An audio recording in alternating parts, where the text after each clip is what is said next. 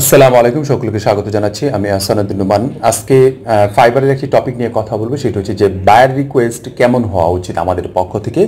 আমরা অনেক সময় বায়ার রিকোয়েস্ট দিয়েও জব পাচ্ছি না, অথবা অনেকে বায়ার রিকোয়েস্ট অনেকগুলো পাঠিয়েছে বাট কোনো প্রকার রেসপন্স আমি পাচ্ছি না। এটা আমাদের করণীয়টা কি, আসলে কিভাবে একটি বায়ার রিকোয়েস্ট পাঠালে আমরা খুব ভালোভাবে জব পেতে পারি, পাশাপাশি ক্লায়েন্টদের কাছ থেকে একটি ভালো রেসপন্স পেতে পারি, এই নিয়ে বিস্তারিত আলোচনা থাকবে। আশা করি ভিডিওটি শেষ পর্যন্ত আপনারা দেখবেন। আর যারা এখন পর্যন্ত আমার এই চ্যানেলটিতে সাবস্ক্রাইব করেননি, অবশ্যই সাবস্ক্রাইব করে পাশে থাকবেন, পাশে থাকা বেল আইকনটিতে ক্লিক করবেন, যাতে করে নতুন কোনো ভিডিও দেওয়ার সাথে সাথে আপনারা পেয়ে যান। বায়ার রিকোয়েস্ট দেওয়ার জন্য অন্ততপক্ষে আপনাকে প্রথমে দুটি বিষয় আপনার খুব মনোযোগ দিয়ে করতে হবে। সেটা হচ্ছে যে প্রথম ডিসক্রিপশনটা আপনাকে খুব ভালোভাবে পড়তে হবে এবং এখান থেকে মেইন পয়েন্টগুলো আপনাকে ফাইন্ড আউট করতে হবে যে আসলে যে লেখাটা আমাকে লিখেছে বায়ার, যে জব ডিসক্রিপশনটা আমাকে দিয়েছে, এটার ভিতরে গুরুত্বপূর্ণ যে টপিকগুলো আছে, টপিকগুলোকে আপনাকে অবশ্যই ফাইন্ড আউট করতে হবে। এখানে আপনাকে বুঝিয়ে দিবে যে এটার ভিতরে এই জিনিসটা কাজ করতে হবে, এটা করতে হবে না, এটসেট্রা এই বিষয়গুলো আপনাকে উপস্থাপন করতে হবে। দ্বিতীয় নম্বর যে বিষয়টি, সেটি হচ্ছে যে আপনাকে কোনো প্রকার যদি স্যাম্পল যদি এখানে ইনক্লুডেড করে দেয়, অ্যাড করে দেয়, তাহলে অবশ্যই সেই স্যাম্পলটার সাথে জব ডিসক্রিপশনের একটা ম্যাচিং করার চেষ্টা করবেন। যে এখানে জব ডিসক্রিপশন যেটা দিয়েছে সেটার পাশাপাশি এই যে স্যাম্পলটা যেটা দিয়েছে এটার সাথে কি বোঝাতে যাচ্ছে, এটা তখন আপনার বুঝতে আরও সুবিধা হবে। যখন এটা প্রপারলি বুঝতে পারবেন তখন আপনি বায়ার রিকোয়েস্টের দিকে এগোতে পারেন। অন্যথায় আমার কাছে মনে হয় বায়ার রিকোয়েস্টের দিকে না যাওয়াই উত্তম। সময় লস আর অন্যান্য বিষয়গুলো তো লস আছেই।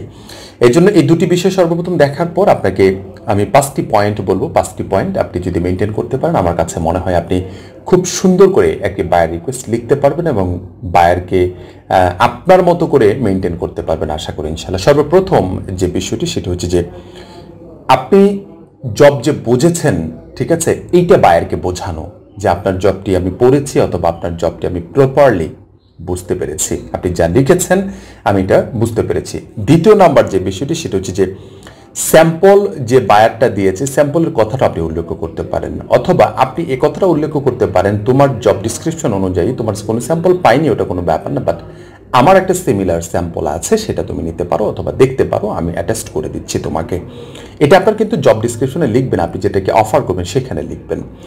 তৃতীয় নাম্বার যে বিষয়টি, ঠিক আছে, আপনি এই ধরনের কাজ আগে করেছেন এরকম একটি বিষয়, পাশাপাশি এই কাজটি আপনাকে দিলে আপনি খুব সহজে করতে পারবেন এবং খুব স্মার্টলি তাকে সেটাকে ডেলিভারি দিতে পারবেন। এই বিষয়টা তাকে বোঝাতে হবে, তার মাথায় এটা ঢুকাই দিতে হবে যে এর আগে আপনি এই ধরনের কাজ করেছেন এবং এই কাজটিও যদি আপনি করেন খুব ভালোভাবে তাকে ডেলিভারি দিতে পারবেন, খুব ভালোভাবে করতে পারবেন। এটা আপনার লেখার ভিতরে তুলে ধরতে হবে। 4 নম্বর যে বিষয়টি সেটা হচ্ছে যে আপনি তাকে এই জবটির মাধ্যমে খুব ভালোভাবে সহযোগিতা করতে চান এবং পরবর্তীতে যত প্রকার সাপোর্ট লাগবে সেই সাপোর্টটুকু আপনি আপনার পক্ষ থেকে অবশ্যই তাকে দিবেন। সেটাকে তাকে বোঝাতে হবে যে আমি তোমাকে এই ধরনের কাজগুলো আমি এর আগেও করেছি, এখনও করতে চাই, তোমার কাজটিও আমি ভালোভাবে করতে পারবো এবং আমি তোমাকে ফিউচারে খুব ভালোভাবে সাপোর্ট দিতে পারবো, ঠিক আছে।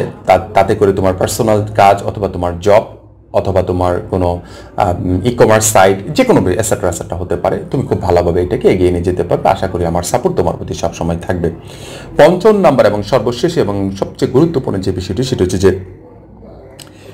আপনাকে কাজটি বায়ার দিলে সে নাকে তেল দিয়ে ঘুমাতে পারবে, এই বিষয়টা বোঝাতে হবে যে আপনি কাজটা দিলে তার কোনো প্রকার টেনশন নাই, আপনি কাজটা প্রপারলি বুঝতে পেরেছেন, তাকে কাজটা আপনি প্রপারলি দিতে পারেন, তার কোনো প্রকার ঝামেলা আর নিতে হবে না, মাথায় নিতে হবে না, পুরো ঝামেলা আপনি মাথায় নিয়ে নিয়েছেন।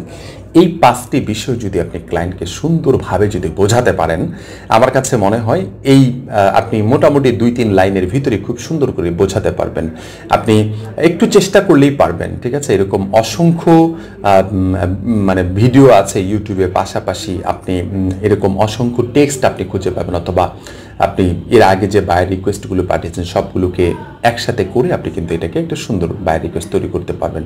এটা এখন হতে পারে আপনি বলতে পারেন যে এটা আমি তো অনেক লেট হয়ে যাবে, তখন আমি কি করব না, লেট হয়ে যাক, ঠিক আছে। 10 জায়গায় গর্ত খোঁড়ার চেয়ে আপনি এক জায়গায় গর্ত খুঁড়বেন, সেখানে পানি পাবেন। আপনি 100টা দেওয়ার চেয়ে, বায়ার রিকোয়েস্ট দেওয়ার চেয়ে আপনি 2টা বায়ার রিকোয়েস্ট খুব স্ট্যান্ডার্ড কোয়ালিটির মেনটেন করে আপনি যখন দিতে পারবেন, আমার কাছে মনে হয় এই দুটোই আপনার কাছে রিটার্ন আসার সম্ভাবনা খুবই বেশি থাকবে। অতএব আপনারা যারা বায়ার রিকোয়েস্ট পাঠাচ্ছেন দেখবেন যে বায়ার রিকোয়েস্টগুলো খুব কোয়ালিটি সম্পন্ন হচ্ছে না, হয়তোবা এই জন্যই বায়াররা আপনাদেরকে রেসপন্স করছে না। অতএব আপনি এখন থেকে, আজ থেকে এই ভিডিওটি দেখার পর থেকেই আমি বলবো আপনাদেরকে যে কাজটি করবেন সেটা হচ্ছে যে বুঝে শুনে, ঠিক আছে, তারপরে একটি বায়ার রিকোয়েস্ট পাঠাবেন। আশা করি ইনশাল্লাহ বুঝতে পেরেছেন। পরবর্তী টিউটোরিয়াল দেখার আমন্ত্রণ জানাচ্ছি। সবাই ভালো থাকবেন, সুস্থ থাকবেন। ধন্যবাদ সবাইকে। আসসালামু আলাইকুম ওয়া রাহমাতুল্লাহি ওয়া বারাকাতুহু।